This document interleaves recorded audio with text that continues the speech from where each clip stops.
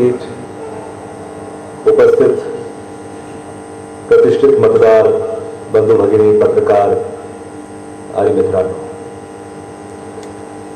महाराष्ट्राच्या विधानसभेच्या निवडणुका होऊ घातल्या. निवडणुकांची रणधुमाळी सर्वत्र सुरू आहे आणि आज मला आनंद आहे की आपल्या समवेत मला सुसंवाद साधता येतो. या महाराष्ट्राच्या विधानसभेच्या निवडणुका अतिशय महत्वाच्या आहेत. या महाराष्ट्राची दिशा ठरवणाऱ्या निवडणूक आणि म्हणून या निवडणुकीमध्ये आपल्याला योग्य निवड करायची. आज देशामध्ये, राज्यामध्ये काँग्रेसच्या दिशेनं वारं वाहू लागलेलं आपण पाहतोय. आज चांगलं काम करणाऱ्या पक्षाच्या, नेत्याच्या, कार्यकर्त्याच्या पाठीशी देश आणि राज्य उभं राहत असताना आपण पाहतो.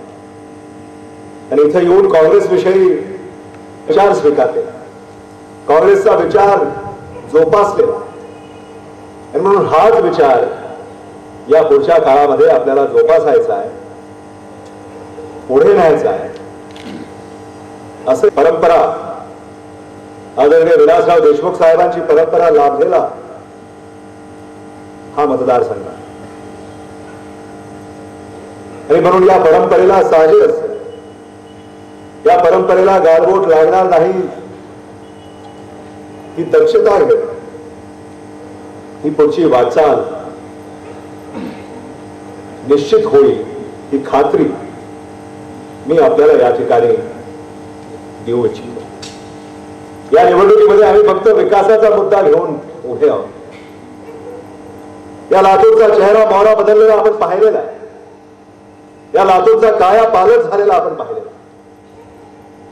काँग्रेसचं नेतृत्व जे तुम्ही जोपासलं, वाढवलं, त्या नेतृत्वाने आपली सेवा प्रामाणिकपणे केलेली तुम्ही अनुभवले. आणि म्हणून हेच वातावरण या पुढच्या काळामध्ये सुद्धा टिकलं पाहिजे. ही विनंती, ही प्रार्थना मी आपल्याला या ठिकाणी करणार.